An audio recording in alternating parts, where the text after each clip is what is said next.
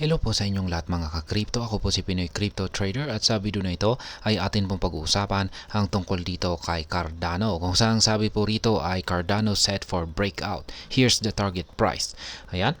Base po rito ay itong si Cardano ay naghahanda na raw po sa isang breakout. At kapag nangyari po rito, kapag nangyari po ang breakout na ito ay atin pong malalaman dito kung ano ang kanyang pinakamataas na presyo na maaari po niyang akyatin. Kaya yan, bago po natin na malaman yan ay nais ko lamang po munang bigyang linaw ang aking disclaimer kung saan ang nilalaman po ng video na ito ay hindi po ito isang financial advice. For education and information purposes lamang po ang layunin nito. Maliban po dito ay nais ko na rin pong magbigay babala na wala pong kahit anumang group chat ang Pinoy Crypto Trader. At ayan, sa ating pong pagpapatuloy ay ang sabi po rito ay while Cardano has been particularly favorable asset to hold in recent days, analyst Dan Gambardella has identified a potential short-term breakout for XRP. Kaya ayan, si Cardano ay hindi po naging isang particular na kanais-nais na asset na i-hold sa mga nakaraang araw.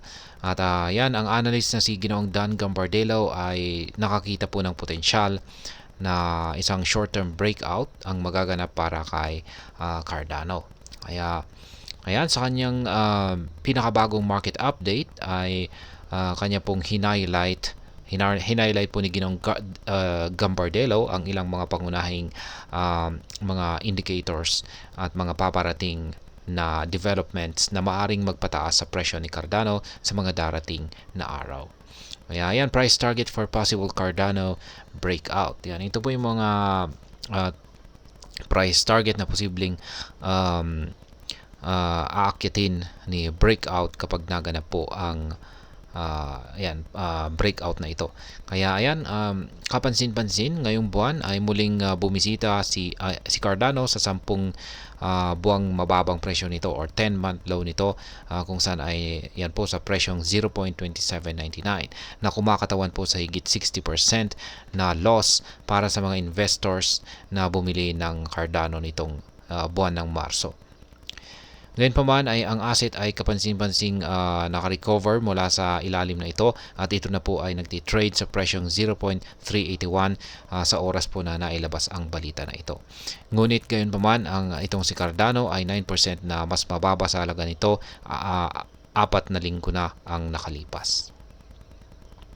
Yan, habang ang pesimismo patungo kay Cardano ay tumaas batay sa kamakailang aksyon sa presyo nito, ang mga bullish na analyst tulad ni Ginoong Gambardella ay patuloy na binibigyang diin niya na ang mga trajectory ng asset ay naayon sa mga makasaysayang trends or historical trends.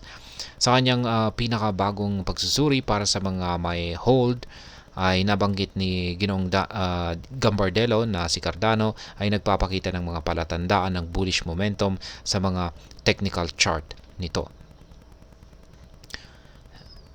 Yan, nabanggit niya ang isang bullish divergence sa weekly chart kung saan ang Relative Strength Index or RSI ay bumuo ng mas mataas na mababang presyo habang ang presyo ni Cardano ay gumawa ng mas mababang presyo. Ang divergence na ito ay madalas na nagpapahiwatig na ang pababang trend ay nawawalan ng lakas at ang isang pabaliktad na maaring malapit na or isang recovery ang malapit ng maganap. Kaya kapansin-pansin si ADA ay tumaas po ng 5% sa nakalipas na 24 oras. Mode pa rito ay itinuro din ni Dan Gambardella na si ADA ay kasalukuyang sumusubok po ito sa 50-day na moving average. Yan, sinusubukan po niya ito. Isang pangunahing level ng resistance. Yan. Kung si Cardano ay mababasag po niya ang resistance level na ito, maaari itong mag-trigger ng rally patungo po sa presyong 0.43 na range. Ayon po yan kay Ginoong Dan Gambardella. Ngayon ay binigyang diin ni Ginoong Gambardelo ang kahalagahan ni ADA na maabot ang threshold na ito, na nagmumungkahi na maaari itong magmarka ng isang makabuluhang breakout mula sa symmetrical triangle pattern nito na posibleng magbukas ng pinto para sa mas mataas na price levels. Upcoming Chang hard fork could fuel momentum. Ayan, ito naman po yung paparating na Chang hard fork ni Cardano, kung saan ay ito raw po ang maaring magpabilis sa momentum dito na mararanasan ni ADA. Kaya yan, bukod pa rito ay itinampok ni Ginoong Dan Gambardelo ang paparating na Chang hard fork na naka-schedule po ngayong paparating na August 27. At yan, maaring magsilbi raw itong catalyst para sa breakout ni ADA. Ang pag-upgrade ay nagpapakilala ng isang bagong sistema ng pamamahala na nagbibigay sa community ni Cardano ng mas malaking papel sa paggawa ng desisyon at pamamahala ng treasury ng treasury network nito. Naniniwala si Gambardelo na ang paglipat na ito patungo sa mas malaking decentralization ay maaring magpahusay ng market sentiment sa yan na may kaugnayan kay Cardano, dahil ito ay nagpuposisyon bilang isa sa pinaka-decentralizadong blockchain sa crypto arena. Sa kombinasyon ng mga bullish na technical na indicators at ang paparating na upgrade ng network, ay ayan, optimistiko si Ginoong Gambardelo tungkol sa short-term prospects ni ADA.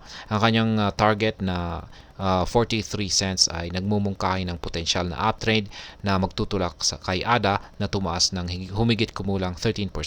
Samantala, binigyan din niya na ang short-term outlook ay hindi po tiyak. Kaya ayan po ulit, ang magaganap daw na breakout sa mayroon po kasi siyang nakita na symmetrical triangle pattern sa kanyang technical chart, pero hindi po pinakita kasi rito yung kanyang chart, o hindi po ibinahagi rito ng The Crypto Basic. Pero ayan, kung makakaranas daw po siya ng breakout sa upper portion ng symmetrical triangle pattern na ito, ay ayan, aangat daw po sa presyong sa mataas na presyong 0.43 or 43 cents itong si ADA, at short-term target lamang daw po yan, at posibleng magpatuloy pa sa mas mataas na presyo itong si ADA. At yan. At ayan, hanggang dito na lamang po tayo sa video na ito mga ka-crypto. Sana po ay inyong nagustuhan ang aking paliwanag sa video na ito. Kung inyo po itong nagustuhan ay pakiclick lamang po ang like button nito. Para naman po sa mga bago lamang dito, kayo po ay aking inaanyayahan para mag-subscribe. Pakiclick na rin po ang bell icon nito, dahil ito po ang siya magsisilbing notification nito sa mga bago kong videos na akin pong ina-upload sa aking YouTube channel na ito. Marami pong salamat sa panunood. Ingat po tayo lagi at God bless po sa ating lahat.